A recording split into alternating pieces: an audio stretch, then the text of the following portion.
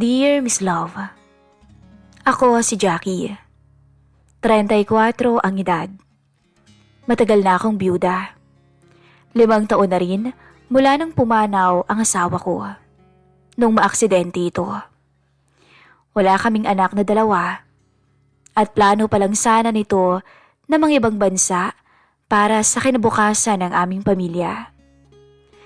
Dahil sa lungkot na nangyari, nagtayo ako ng maliit na tindahan sa harap ng bahay para may pagkakitaan at may libangan na rin ako.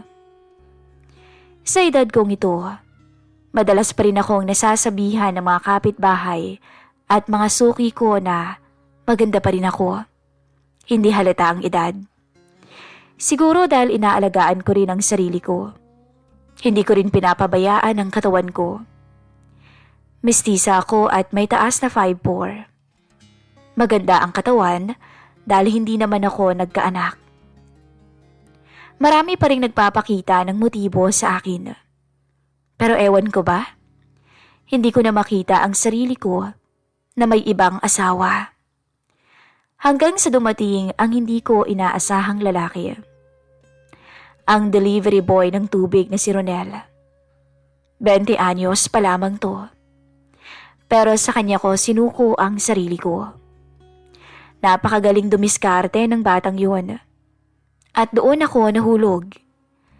Isang gabing hindi ko makakalimutan. Sanay na ako na palaging tahimik ang gabi. Pero sa araw-araw na halos pare-pareho ang takbo ng buhay, may isang tao na palaging dumadaan at nagdadala ng kakaibang presensya dito sa bahay ko. Siya si Ronel, 20 anyos, delivery boy ng tubig sa may kanto. Kilala ko na siya bata pa lang. Lagi to dating naglalaro sa kalsada. Anak siya ng kapitbahay namin dati, kaya parang nakalakhan ko na ring makita. Pero ngayon, ibang Ronel na ang nakikita ko. Hindi na yung payat at dugyuti na batang naglalaro ng holen sa tabi ng kalsada. Sa araw-araw na pagbubuhat niya ng galon-galon na tubig, madalas siyang bubusina sa harap ng tindahan. Sabay sisigaw ng, "Ate Jackie, may tubig ka pa?" Kung hindi ko siya maririnig, siya na rin ang bababa at sisilipin ako sa may pinto. "Ate Jackie, baka ubos na yung nasa dispenser niyo." Sasagot lang ako na, "Sige, kunin mo na." Noong una parang wala lang. Bata pa siya para sa akin. Pero minsan, kapag tumitingin siya at ngumingiti, para bang may kakaiba akong nararamdaman. Hindi ko alam kung dahil matagal na akong mag-isa o dahil may kung anong aura sa kanya na hindi ko dati napapansin. Isang hapon, nagtanong siya habang pinupunasan ng pawis sa noo. "Hindi ka ba nahihirapang mag-isa, Ate Jackie?" Nagulat ako. Sanay ako sa mga tanong lang na magkano ang asukal o kung may load. Pero siya, diretsong tanong tungkol sa buhay ko. Sanayan lang, sagot ko. Ganito na kasi simula nung mawala si Lito. Tumago siya. "Pero in fairness, Ate Jackie, maganda pa rin kayo. Parang hindi kayo tumanda." May kumurot. Hindi ko inakalang maririnig ko ang ganung salita mula sa isang binatang delivery boy. Sa bawat pagpunta niya, mas nagiging natural na ang kwentuhan namin. "Bagay sa'yo, Ate Jackie, ang suot mo Anya na napapatitig pa sa akin. "Mainit ngayon sabi ko. "Mukhang mapapadalas ang punta ko dito kapag laging ganyan ang suot mo." Anya. Simpleng biro lang yon. Pero minsan napapaisip ako, pagkatapos niyang umalis, bakit nga ba napapansin ko na ang mga bagay na dati hindi naman? Madalas na akong nasanay o nasanay na ako sa siya sa tindahan ko. Minsan bibili lang ng soft drinks, minsan naman makikipagkwentuhan. Pero halata akong hindi lang yun ang pakay niya. "Tabay muna ako dito pahinga lang sandali." Sabi niya minsan, sabay upo sa bangkito sa tapat ng tindahan. "Hindi ka ba hinahanap sa inyo?" Tanong ko. "Hindi na po, sanay na sila Sagot niya tsaka ngumisi. Tsaka sabi ko kasi may nililigawan na ako kaya lagi ko yung pinupuntahan. Mabuti naman kung ganun para naman magka-girlfriend ka na. Hanggang ngayon yata hindi ka pa nagkakajowa Pero habang tumatagal, ramdam ko na may iba siyang sinasabi sa paraan ng pagtitig at pagbibiro niya. Isang hapon, habang walang masyadong bumibili, naupo siya sa gilid ng tindahan. Tahimik lamang kaming dalawa. Tapos bigla niyang sinabi na, "Ate Jackie, baka naghahanap ka ng manliligaw Pwede ba ako?" Napatingin ako sa kanya at natawa. "Naku, tigilan mo nga ako, Ronel. Ang bata-bata mo pa 20 ka lang, di ba? Tapos 34 na ako." Ano naman ngayon? Legal naman yun Tsaka hindi naman ako mukhang bata, di ba? Mas matured pa nga akong tingnan sa'yo Tinignan ko siya saglit. Totoo naman, hindi na siya mukhang tipikal na binatilyo dahil siguro sa araw-araw na pagbubuhat ng galon. Tumigas ang braso at balikat niya. Malinis din siyang tignan. Laging maayos ang buhok. "Ang layo ng agawat natin." Sagot ko, parang nanay mo na nga ako "Hindi naman. Nagbilang pa to. O tingnan mo, 14 years lang palang agwat natin Tsaka, mas batang tingin ko sa inyo. Parang nga kayong wala pang 30. Umiling ako, pero ramdam kong may kakaibang kiliti ang mga salitang yon. Hindi ko alam kung dahil matagal na akong hindi nakakarinig tulong kayo sa pagbubuhat ng mabibigat. At syempre, may kasama pa kayo gabi-gabi. May katabi ka pa at may kayakap. Ganun lamang si Ronel. Walang filter ang bibig. Mapagbiro, pero parang may halong katotohanan. At kahit alam kong biro lang, may bahagi sa akin na natutuwang marinig yun. Isang gabi na medyo malakas ang ulan. Dumating siya. "Dito na muna ako magpapatila ng ulan, Ate Jackie. Basang-basa na ako paano kung abutin ka ng gabi at hindi tumilang ulan?" Tanong ko. "Malapit na akong magsara "Okay lang. Basta dito muna ako." Napailing ako, pero hindi ko maitago ang ngiti ko. Habang nakaupo kami, napansin ko kung paano siya tumitingin. Hindi na yung tingin ng batang kilala ko noon. Iba na. Diretsong tingin ng isang lalaking may pag-aasam. "Ate Jackie," bulong niya, "kung sakaling mandiligaw ba ako sa'yo, may chance ba ako?" Parang tinamaan ako sa tanong na yon. Hindi pa nga ako agad nakasagot. Napatawa na lang ako ng mahina para gumaan ang usapan. "Ronel, huwag ka nga nagbibiro ng ganyan." "Hindi naman ako nagbibiro Seryoso kaya ako?" Tahimik lamang kaming dalawa. Sa labas, patak ng ulan lang ang maririnig. Sa loob ng tindahan, ramdam ko ang bigat ng presensya niya. At doon ko napagtanto. Kahit anong pilit kong isipin na bata pa siya, hindi ko may tatanggi na may kung anong nagsisimulang mabuo sa pagitan naming dalawa. Pagkatapos ng huling tambay ni Ronel sa tindahan, hindi na mawala sa isip ko yung tanong niya kung pwede ba siyang manlikaw. Kahit ilang beses kong ulitin sa sarili ko na malayong agwat ng edad naming dalawa, na bata pa siya, na delikado at hindi dapat. Hindi ko rin maitatanggi na kumakabog ang dibdib ko kapag dumarating siya. Kaya nung sumunod na araw, nung dumating siya para mag-deliver, parang iba na ang pakiramdam ko. Parang may kakaibang kaba sa bawat tunog ng busina niya. Isang umaga, maaga akong nagising. Mainit na agad kahit 7:00 pa lang. Naisipan kong maligo bago buksan ang tindahan. Nakalugay ang buhok ko noon at nakatabis lang ng tuwalya nung biglang may busina sa harapan. "Ate Jackie!" Boses ni Ronel, malakas at masigla. Napatigil ako at lumabas ng kwarto. Hawak-hawak ko yung tuwalya para hindi malaglag. Tumingin ako sa pinto at nandun siya. Nakatayo malapit sa tricycle niya. Pawisan, buhat-buhat ang 2 galon. Nung makita niya ako, kumaway siya agad. "Nandyan pala kayo. Pwede ko na bang ipasok to? Tanong niya. Napakagat ako ng labi. O sige, pasensya ka na, kakaligo ko lang eh. Pagpasok niya sa may bahay, ramdam kong nagulat siya. Hindi man siya nagsalita agad, pero nahuli ko ang tingin niyang mabilis na umiwas. Kita ko ang pumumula ng pisi niya. Parang hindi alam kung saan ibabaling ang mata. Oh, natataranta ka yata dyan. Biro ko. Paano namang hindi matataranta? Ang aga-aga ganyan ang itsura mo. Hoy, grabe siya. Hindi sabi ko. Ako na maglalagay dito sa dispenser mo sabi niya. Mabilis ang kilos at para pang gusto nang umalis kaagad. Tumangulang ako at naupo saglit sa gilid. Hawak pa rin ang tuwalya.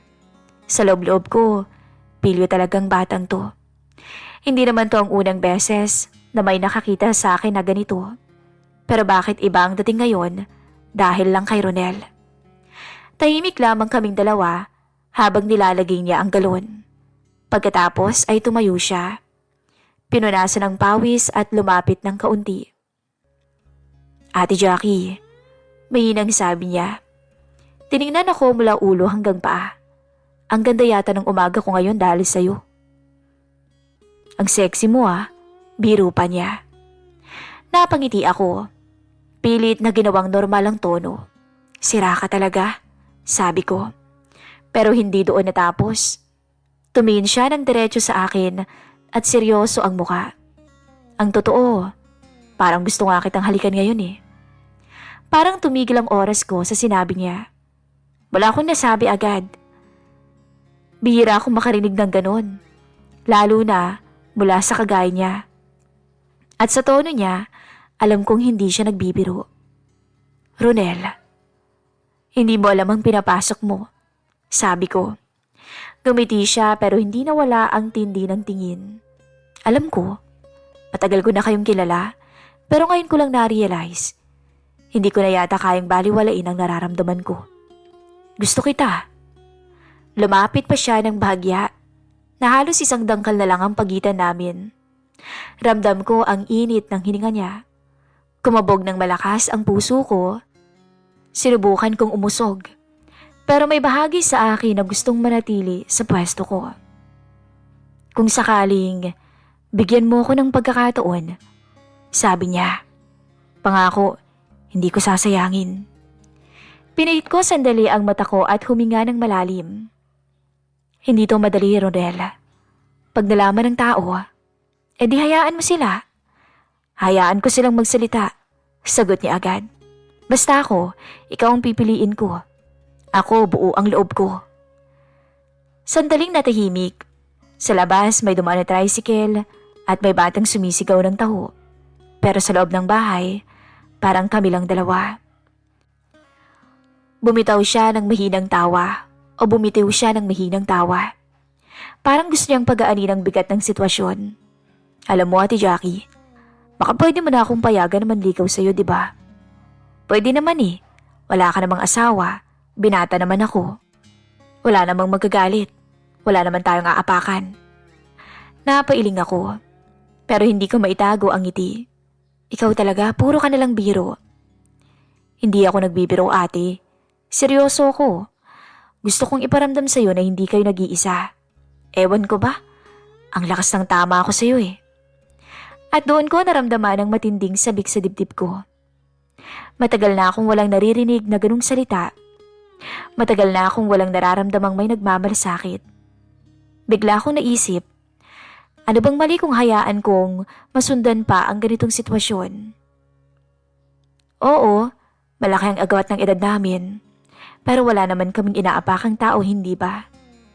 Sa bawat paglapit niya, sa bawat salitang binibitawan niya, para bang unti-unting nabubuo ulit ang isang bahagi ng sarili kong matagal lang nawala. Bago siya umalis, lumingon pa siya sa akin.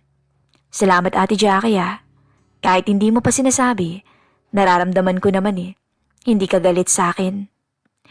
Napatitig ako sa kanya. Hindi ko na kayang itanggi. Totoong hindi ako galit. Natatakot lang ako. Pero kasabay ng takot ko may kilig. May kakaibang damdamin na pilit kong kinukubli, pero lumalakas ng lumalakas. Kinagabihan, nakaupo ako sa may harap ng tindahan.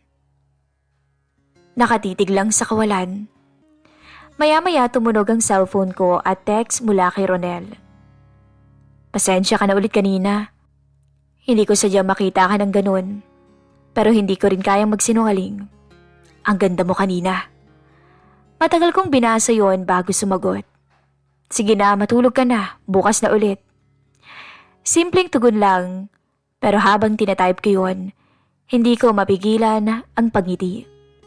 At doon ko na-realize. Sa susunod niyang pagbisita, baka hindi ko na kayang pigilan ang sarili ko. Kinagabihan, nagsara na ako ng tindahan, pero ilang suki pa rin ang pumapasok para bumili ng yosi at kape sa loob. Nag-aayos pa kasi ako.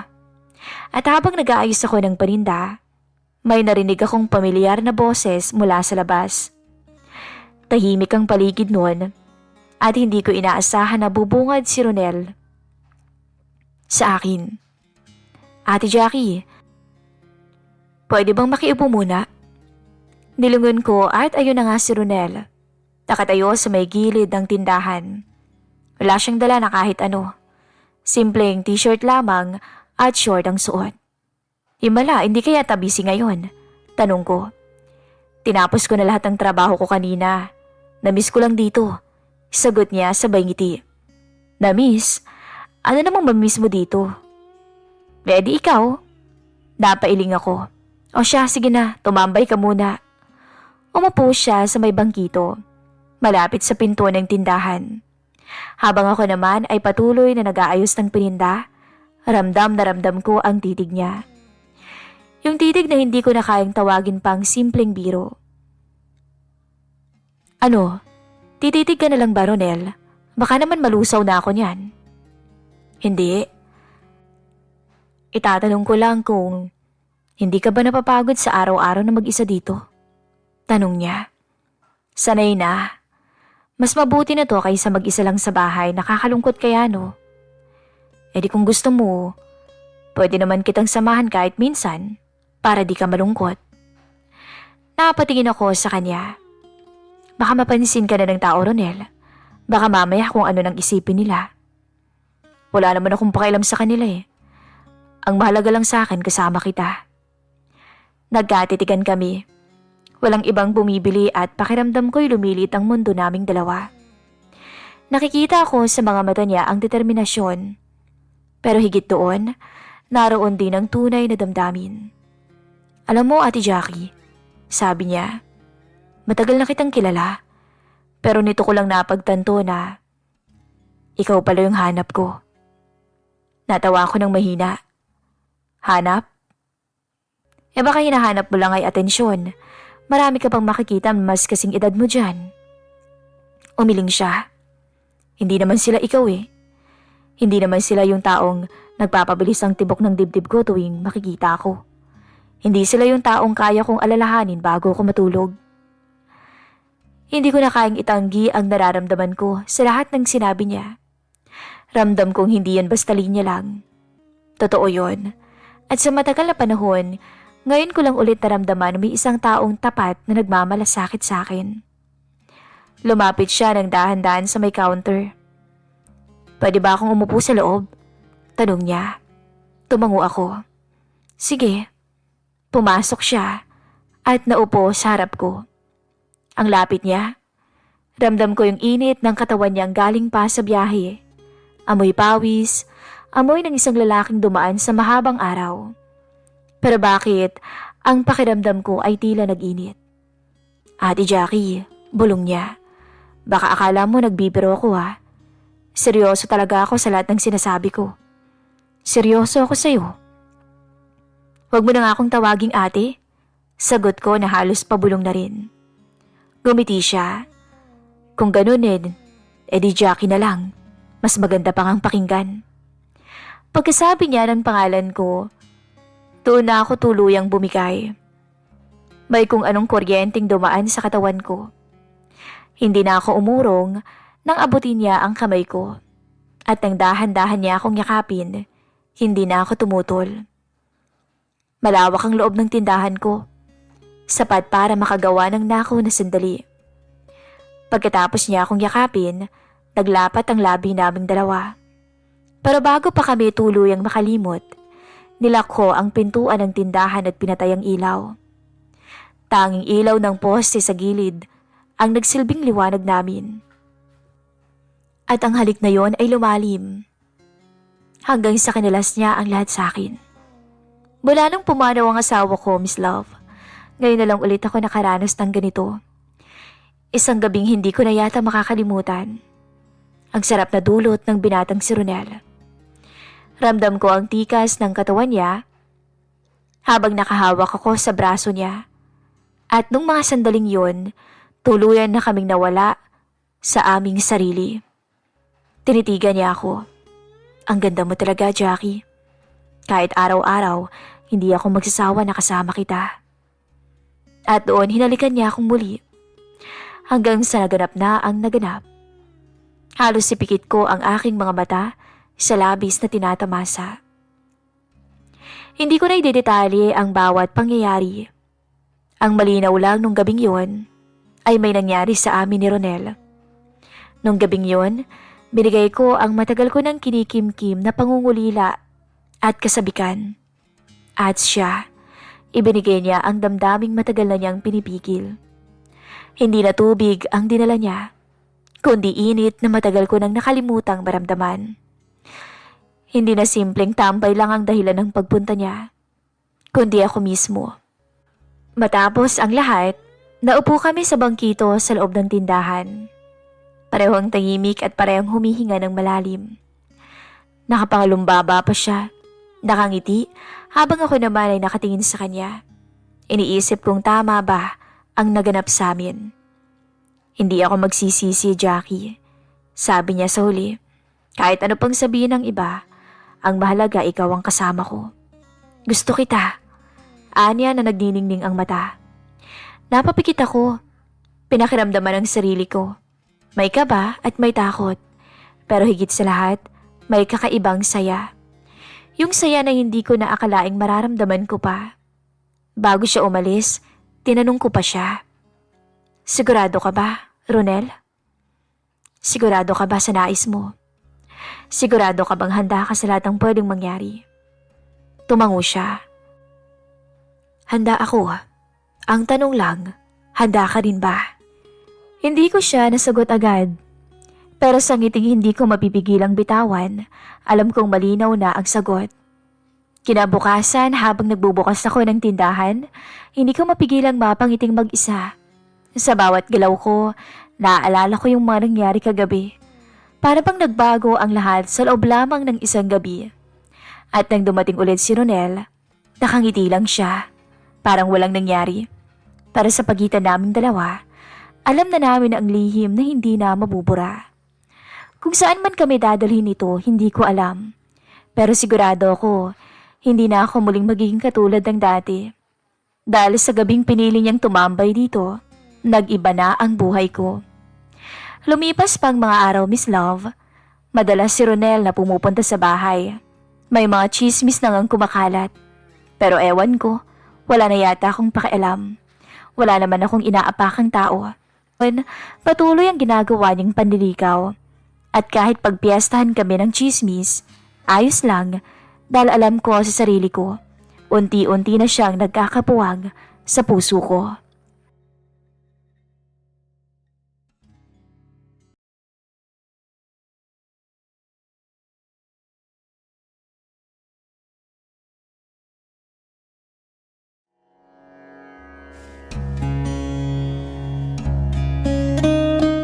Dear Miss Love, hindi ko alam kung saan eksaktong nagsimula ang lahat. Kung sa airport ba, habang hinihintay ko ang boarding pass pauwi ng Pinas, matapos ang ilang taong pagtatrabaho sa ibang bansa. O noong unang gabi na sinabi ni Ramon, ang matalik kong kaibigan mula pagkabata, na magbakasyon muna ako sa kanila. Ako nga pala si Anthony. 35 years old, pero single pa rin hanggang ngayon. Hindi ko na nagawang magkaroon ng pamilya sa sobrang busy at subsob sa trabaho. Kaya naman ngayong naisipan kong magbakasyon dito sa Pinas, ay susulitin ko na talaga ang pahinga. Pero hindi ko naman akalain na sa pagstay ko dito, isang pamilya ang masisira ko nang may mangyari sa amin ni Kumare, ang asawa ng matalik kong kaibigan. At dito po mag-uumpisa ang kwento ko. Bakasyon mo naman tol, di ba? Dito ka muna. Tahimik dito. Preskong hangin. Sabi niya sa video call bago ako umuwi noon. Hindi niya alam na sa simpleng alok na iyon, doon pala masisira ang pagkakaibigan namin. Pagdating ko sa probinsya nila noon, sinalubong ako ni Ramon sa terminal. Nagulat pa ako. Ang dati kong kaibigan na macho, ngayon ay payat na. Medyo maitim, marahil dahil sa bilad sa araw. Pero parehong may ngiti pa rin sa labi na nakasanayan ko noong kabataan namin. Habang bumabiyahe kami pauwi sa kanila, nagkukwentuhan kami tungkol sa trabaho ko sa abroad. Sa pagod, sa ipon, sa plano kong magpahinga na muna at i-enjoy naman ang buhay ko bago bumalik ulit. Tinanong ko rin siya tungkol sa naging buhay niya. Ayos naman daw. May maliit siyang negosyo. At eto, may asawa na rin. Sabi pa niya sabay tawa. Alam ko naman na meron na siyang asawa. Ilang beses ko na rin tong nakita sa mga litrato nila sa Facebook. Pero iba pala talaga kapag personal mo nang nakita. Pagdating namin sa bahay nila, isang simpleng bungalow lang. Malinis, maaliwalas, malawak ang bakuran. Bago pa ako makababa ng sasakyan, bumukas na ang pinto. At doon ko siya unang nakita. Si Mara. Nakatayo siya sa may pintuan nun. Simple lang ang suot. Pambahay na bestida, walang kolorete, at ang buhok nito ay nakapusod lang. Pero may kakaiba sa kanya. Hindi siya yung tipo ng babaeng agad mong mapapansin sa unang tingin. Pero habang tumatagal ang tingin mo, mas lalo siyang gumaganda. Sexy siya. At sobrang mestiza. Pare, si Mara, asawa ko. Sabi ni Ramon. Ngumiti siya at tumango ng bahagya. Welcome home pare, pagod ka siguro sa biyahe. Simple lang ang boses niya. Walang lambing, hindi maarte. Pero doon pa lang, may kung ano nang kumislot sa dibdib ko. Alam kong mali na humanga sa asawa ng kaibigan. Pero Miss Love, hindi ko napigilan ang sarili ko. Hindi ko alam kung bakit. Siguro marahil, matagal na akong nag-iisa. O baka naman dahil ibang araw niya. Bastang alam ko noon, tinamaan ako. Habang kumakain kami ng hapunan, tahimik lamang ako. Si Ramon ang madaldal. Nagkukwento tungkol sa nakaraan namin. Noong kabataan namin, sa negosyo. Si Mara naman, tahimik lang din na nakikinig. Paminsan-minsan sumisingit ng maikling sagot. Napapansin ko ang maliliit na detalye. Kung paano siya ngumiti, kung paano niya tingnan si Ramon kapag may biro ito, kung paano siya tumawa. At doon ko naramdaman ang panganib. Kinagabihan, inihanda nila ang kwarto kung saan ako matutulog. Simple lang pero presko. Bago umalis si Mara, lumingon muna siya sa akin. Kung may kailangan ka, sabihin mo lang Anthony ha. Salamat, sagot ko. Abala na nga ako sa inyo, nahihiya na ako. Ngumiti siya ulit. Hindi naman. Ngayon ko na nga lang ulit nakita na tuwang-tuwang kaibigan mo. Masayang-masaya siya. At sa ngiti niyang yon, alam kong mali na ang iniisip ko. pero hindi ko pinigilan. Sa mga sumunod na araw, naging normal ang routine. Si Ramon pala madalas wala sa bahay. Inaasikaso ang negosyo. Kaya naman kami ni Mara naiiwan sa bahay. Sa umaga, nagkakape kami sa may bakuran. Sa tanghali, uuwi si Ramon at sabay-sabay kaming kumakain. Gabi, madalas wala si Ramon dahil may lakad ulit. Hindi naman kami lumalagpas sa dapat, pero may mga sandaling hindi ko napipigilan ang sarili ko. Masarap ka palang magluto, no? Kaya pala in love na in love sa'yo si Ramon. Sabi ko minsan habang kumakain kami. Nako, hindi naman. Simple nga lang to eh. Sagot niya. Hindi, Mara. Iba nga yung lasa. Napakasarap. Lalo't ikaw yung nagluto. Parang hindi minamadali. Napatingin siya sa akin. Parang nagtataka. Sanay ka bang fast food lang ang kinakain? Oo, kaya siguro na-miss ko tong mga ganito. Sagot ko sabay ngiti. Napansin kong namula siya ng kaunti. O baka naman ako lang ang nag-iisip noon. Minsan, habang nagwawali siya sa bakuran, inalok ko siyang tulungan. Naku, hindi na. Okay lang, sabi niya. Sayang naman ang lakas ko, Mara. Biro ko. Hindi naman ako umuwi para lang matulog at kumain. Napangiti siya. Doon ko sinimulang ipasok ang mga biro. Hindi naman bastos, hindi rin naman lantaran. Sa isip ko, sinasabi ko sa sarili ko na wala lang to. Kaibigan ko si Ramon, asawa niya si Mara, nakikipagkaibigan lang. Pero gabi-gabi, habang nakahiga ko sa kama, naiisip ko kung paano ngumiti ang asawa ni Ramon. Kung paano siya magsalita. Kung paano siya tumingin kapag nagkukwento ako tungkol sa naging buhay ko sa abroad. Tungkol sa naging hirap ko. May halong interes at may halo ring awa. Isang hapon, nadatnan ko siyang mag-isa sa sala. Nagtitimpla ng kape. Para kay Ramon ba yan?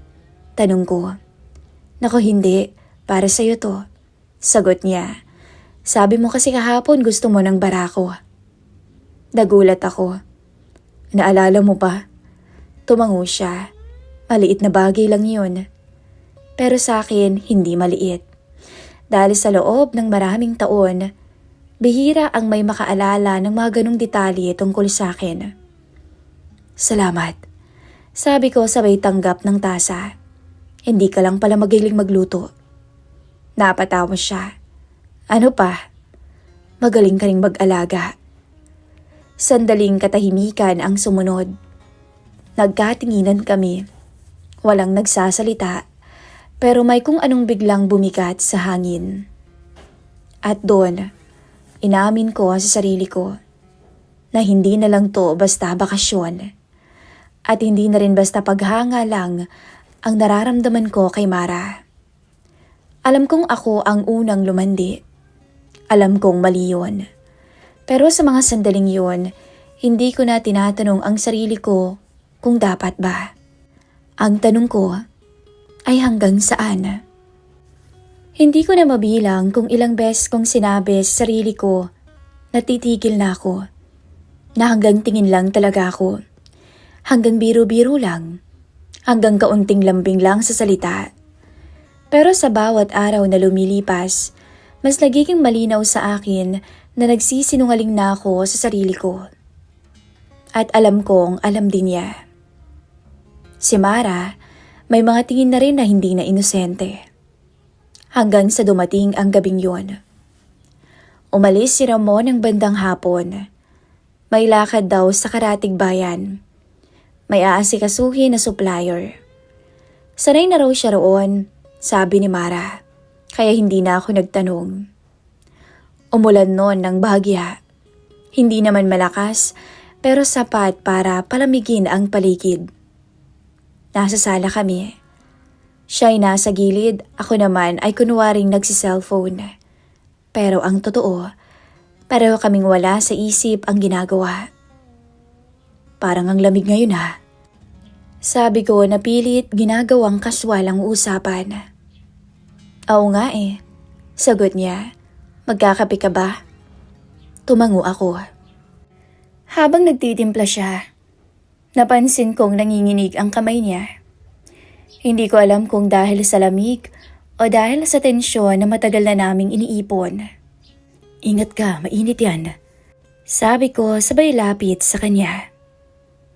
Nagkadikit ang kamay naming dalawa.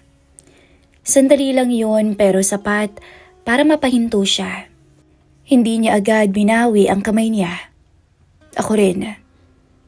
Nagkatinginan kami. Mara, mahina akong sabi. Nagkatitigan kami. Umupo siya sa silya sa may kusina. Huminga ng malalim. Parang pagod, parang matagal nang may kinikimkim.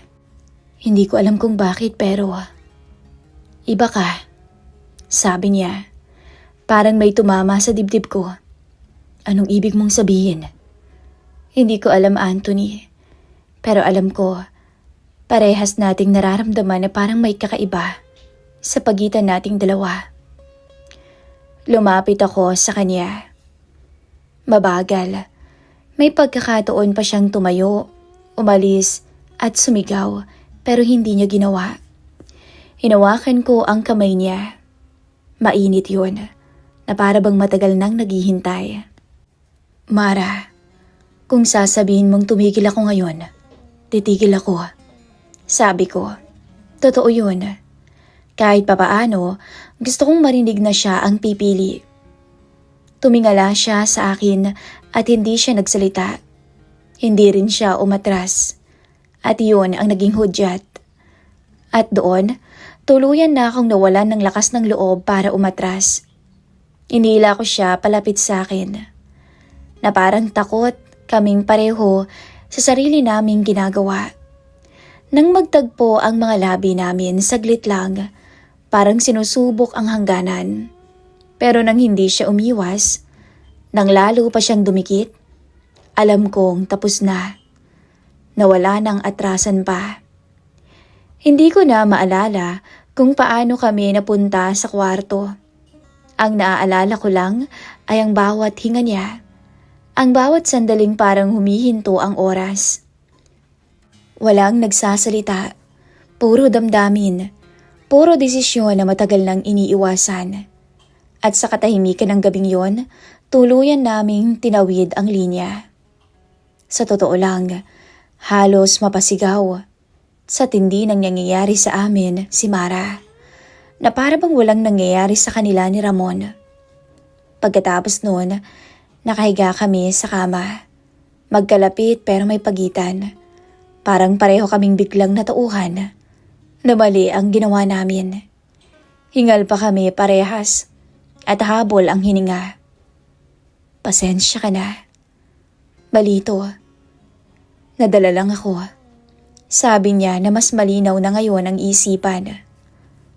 Oo, pasensya ka na din. Sagot ko. Hindi ko dapat hinayaan na may mangyari sa atin. Hindi ko siya niyakap. Hindi na rin ako lumapit. Pareho na lang kaming nakatingin sa kisame. Parang naghihintay ng sagot na wala namang darating. Hindi na to mauulit. Sabi niya na hindi tumitingin sa akin. Ako naman ay hindi sumagot. Hindi dahil ayokong mangako, kundi dahil walang nangyari. Sabay-sabay kaming nag-almusal nila Ramon. Nagkwentuhan at nagtawanan. Pagkatapos, nagwalis siya sa bakuran at umalis naman si Ramon. Bandang tanghali, umuwi si Ramon na masaya at may dala pang pasalubong. Pinagmamasdan ko silang dalawa. Normal ang kilos, parang buo. Pero alam kong may nabasag na. At ako ang dahilan nun.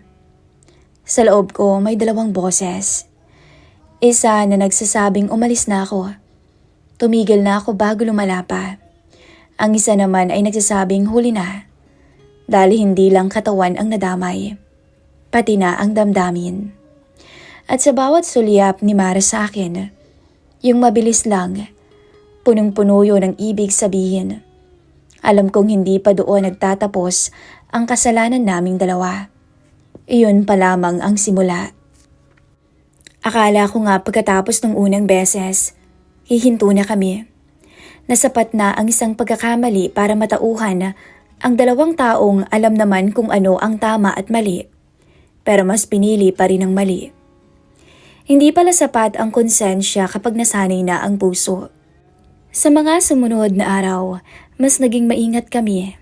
Mas kontrolado sa harap ni Ramon. Parang may kasunduan kaming walang sinasabi na walang dapat makahalata. Ngiti lamang sa tamang oras. Distansya kapag magkakasama kami. Walang tinginan. Pero kapag kaming dalawa na lang, doon bumabalik ang lahat. Minsan sa hapon, nadatnan ko siyang mag-isa sa kusina. Naglilinis ng mesa. Pawis na pawis dahil sa init. Napatingin ako. Pero alam kong nakita niya sa mga mata ko ang parehong bagay na nasa isip ko. Nakasando siya ng time na yon at ang pawis na ay bumabagsak sa leeg niya. Napatitig tuloy ako sa kanya at napalunok. Muli, nakaramdam ako ng kakaibang init. Wala si Ramon. Sabi niya, hindi ko alam kung paalala ba o babala. Ganun ba? Sagot ko. Natahimik na kami parehas. Pero pareho kaming humakbang papalapit sa isa't isa. Hindi na kailangang magsalita. Parang alam na ng katawan namin ang gagawin. Parang napag-usapan na kahit hindi kailanman binanggit. Sa loob ng kusina, habang wala ang kaibigan kong si Ramon, muli kong nakuha ang misis niya nang wala siyang kaalam-alam. Traidor na akong traidor. Pero hindi ko na talaga mapigilan ang sarili ko. At pagkatapos, pareho ulit kaming natahimik. Mas mabigat ang katahimikan ngayon at mas punong-puno ng tanong. Paglipas ng mga araw sinabi niyang, hindi na dapat. Pero nung gabi ring yun, siya rin naman ang unang nag-text sa akin habang nasa kwarto ako. Gising ka pa, Anthony? At ako, kahit alam kong mali, sumagot agad ako ng oo. At doon, muli kaming nagkausap sa chat, naglambingan, naglandian. Mula noon, parang naging normal na ang relasyon namin. Ang pagtatago. May mga sandaling nagnanakaw kami ng oras. Ilang minuto sa umaga, ilang sandali sa hapon. Ilang segundo ng tingin na masyadong matagal. Kapag wala naman si Ramon, doon kami nagiging totoo sa isa't isa. Kapag andyan siya, bumabalik kami sa mga papel na dapat naming gampanan. Minsan, Miss Love, nahuhuli ko ang sarili kong nagsiselos. Isang gabi, napansin kong masyadong masaya si Mara habang kausap si Ramon. May awak siyang baso noon, tawa ng tawa. Wala namang mali roon. Asawa niya si Ramon, pero bakit ako nakaramdam ng kirot? Ano bang karapatan ko? Pero kahit alam kong wala akong karapatan, nandun pa rin ang selos. At sa selos na iyon, mas lalo kong naging sakim sa mga oras na kami lang. Bakit parang ang layo-layo mo sa akin kapag nandyan siya? Tanong ko minsan. Napatingin siya sa akin noon. Parang nagulat sa tanong ko. Anong gusto mong ipakita ko? Hindi ako sumagot. Dahil alam naming pareho ang sagot. Hindi pwede. May mga gabing hindi kami nagkikita. At dun ko nararamdaman ang bigat. Parang may kulang.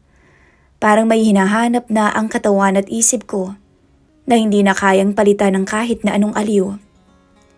Sa mga ganong gabi, nagigising akong balisa. Iniisip kung hanggang kailan ko kakayanin ang ganitong buhay. At sa mga gabing magkasama kami, doon ko lalong nararamdaman ang panganib. Dahil sa bawat pagkakataon, mas lumalalim ang kapit namin sa isa't isa. Mas nagiging mahirap nang bumitaw. Hindi na talaga to tama. Mas lumalala na. Mas nagiging mapanganib, nakakatakot. Sabi niya minsan pagkatapos, alam ko. Pero hindi ko rin naman alam kung paano tatapusin. Mahal kita, Mara. Mahal na kita. Kinabukasan, siya pa rin ang unang lumapit. Siya pa rin ang unang tumingin. Siya pa rin ang unang bumigay.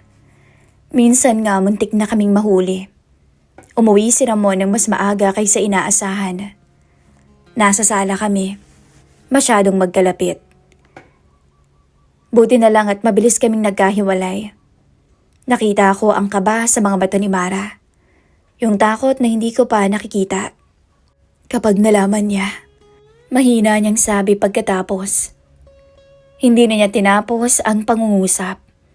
Kasi pareho naming alam ang kasunod. Doon ko unang naisip na baka dapat na akong umalis. Baka ang presensya ko ang ugat ng lahat. Baka mas madali kung wala na ako. Pero sa tuwing binabanggit ko ang pag-alis ko, nag-iiba ang reaksyon niya. Hindi siya sumasagot. Sa halip, hinahawakan niya ang kamay ko. At sa hawak na iyon, alam kong hindi kami matatapos. Mas naging madalas pa ang pagkikita namin ni Mara. Mas nagiging delikado. Mas nagiging mahirap nang itago ang mga nararamdaman namin.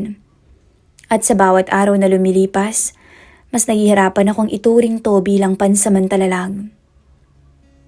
Isang gabi, tinanong niya ako, may plano ka pa bang bumalik agad sa abroad? Oo. Baka sa susunod na buwan. Sagot ko. Tumango siya. May lungkot sa mga mata niya. Baka mas mabuti nga. Nakita ko ang lungkot sa mga mata niya. At dun ko naramdaman na hindi lang katawan niya ang pinasok ko, pati ang puso at buhay niya. Alam kong darating ang araw na kailangan naming pumili. Alam kong hindi pwedeng magtagal ang ganitong sikretong punong-puno ng kasalanan. Pero sa mga sandaling magkasama kami, sa mga gabing tila kami lang ang umiiral, pinipili naming huwag munang isipin ang bukas. Dahil mas madali ang magmahal sa dilim kaysa harapin ang liwanag. At ito na nga, alam kong darating ang araw. Matagal ko na yung nararamdaman sa bawat kaba ng dibdib ko. Sa bawat tingin ni Mara na puno ng takot. Sa bawat sandaling pinili naming gawing normal ang hindi normal. Pero kahit alam ko, hindi pa rin pala ako handa. Nagsimula ang lahat ng isang umaga na parang karaniwan lang. Nag-aalmusal kami, si Ramon may hawak na cellphone. Napakatahimik niya. Kakaibang katahimikan. Si Mara hindi makatingin ng diretso sa akin. Ako, pilit nilulunok ang kinakain. May pupuntahan ako mamaya. Babalik din naman ako agad, sabi ni Ramon. Tumango agad si Mara. Sige Han, mag-ingat ka. Pagkaalis ni Ramon, wala kaming imika ni Mara. Tahimik kami. Para bang pareho kaming nakakaramdam noon ng takot. Parang may mali sa pakiramdam ko. Sabi ni Mara habang hawak ang dibdib niya. Anong ibig mong sabihin? Tanong ko. Parang may alam na siya. Sagot niya, parang naghihinala na. Hinawakan ko ang kamay niya. Pero bago pa ako makasagot, may narinig kaming yabag sa labas. Biglang bumukas ang pinto. Si Ramon. Napatayo si Mara sa gulat. Ako naman nanlamig at binitawan ng kamay niya. Akala ko may pupuntahan ka. Tanong niya, pilit kinakalma ang sarili. Meron nga, sagot ni Ramon. Pero may nakalimutan ako. Tahimik siyang tumingin sa amin. Hindi siya galit, hindi na rin nagulat. Para bang matagalan niyang pinaghandaan ng sandaling to. Matagal ko na kayong pinapanood. Sabi niya, diretso ang tingin sa akin. Ayokong maniwala nung una. Kaibigan kita, Anthony. Nanikip ang lalamunan ko. Ramon, wag. Hayaan mo kong patapusin. Bumaling siya kay Mara. At ikaw. Napaiyak na si Mara. Hindi ko sinasadya. Nanginginig ang boses na sabi niya. Hindi ko ginusto. Pero nangyari. Sagot ni Ramon. Hindi siya sumigaw. Mas masakit ang kalmadong tono niya. Sa bahay ko. Harap-harapan. Tahimik kaming dalawa ni Mara. Wala nang maitanggi. Kailan ba? Tanong niya. Hindi sumagot si Mara. Ako ang nagsalita. Matagal na. Tumangulang si Ramon. Napangiti ng mapait. Salamat sa katapatan, Anthony. Kahit huli na. Umupo siya sa may silya. Alam mo, sabi niya sa akin, ikaw ang pinagkakatiwalaan ko sa lahat ng kaibigan ko. Ikaw na tinuring kong kapatid. Ikaw na pinatuloy ko sa pamamahay ko. Hindi ko na kinaya. Kasalanan ko. Ako ang lumapit. Ako ang lumandi. Ako ang hindi tumigil. Sabi ko. Napatingin siya sa akin. Hindi ka nag-iisa sa kasalanan. Pareho kayo. Pero mas masakit lang dahil kaibigan ko ang gumawa. Tahimik na humikbi si Mara. Lumuhod siya sa harap ni Ramon. Patawad. Hindi ko alam kung paano ko ipapaliwanag. Hindi ko naman hinanap pero dumating. Tumayo si Ramon. Hindi ko kailangan ng awa, Mara. Pagkatapos tumingin si Ramon sa akin. Umalis ka na, Anthony. Pero Ramon, ngayon na. Madiin niyang sabi, bago pa ako magsisi na hindi kita sinuntok. Hindi na ako nakipagtalo. Kinuha ko ang mga gamit ko. Habang naglalakad ako papunta sa pinto, naramdaman kong may humawak sa kamay ko. Si Mara. Patawad. Sabi niya at umiiyak. Hindi ko alam kung anong mangyayari sa akin. Hindi ko alam ang isasagot. Dahil sa unang pagkakataon, wala akong maipangako. Binitawan ko ang kamay niya. Paglabas ko ng bahay, doon ko naramdaman ang tunay na bigat ng lahat. Parang may nadurog sa loob ko. Hindi dahil iniwan ko siya, kundi dahil alam kong wala akong karapatang manatili. Umalis ako noon. Hindi ako nagpaalam, hindi na rin ako nag-message. Alam kong kahit anong paliwanag at salita, kulang yon. Sa bus, paulit-ulit kong tinatanong ang sarili ko. Ano, Anthony? Sulit ba? Wala akong maisagot sa sarili ko. Ang balita ko, umalis si Mara. Hindi ko alam kung saan siya nagpunta. Si Ramon ang nanatili sa bahay nila. Malungkot at hindi na raw masyadong nagsasalita. Ako, bumalik ako sa abroad. Sa parehong trabaho, sa parehong kama, pero hindi na pareho ang sarili ko. May mga gabing naiisip ko siya. May mga gabing naiisip ko ang kaibigan kong sinira ko ang tiwala. At sa bawat alaala, may kasamang tanong na wala namang sagot. Kung hindi ako pumunta, kung hindi lang sana ako nagtagal doon, kung sana tumigil ako kaagad. Pero ang mga kung na iyon ay wala ng silbi kapag tapos na ang lahat. Dahil ito ang katotohanan. May mga pagmamahal na hindi dapat sinisimulan. May mga damdaming dapat pinuputol kahit masakit. At may mga kasalanang habang buhay mong dadalhin. Ito ang bakasyon na hindi ko kailanman makakalimutan, Miss Love. Hindi dahil sa pahinga ko, kundi dahil sa buhay na nasira ko at sa sarili kong hindi ko na maibabalik. Hanggang dito na lamang po ang aking kwento. Maraming salamat, Miss Love, sa pag-share ng istorya kong ito. Muli, ako po si Anthony, ang binatang OFW dito sa Riyadh.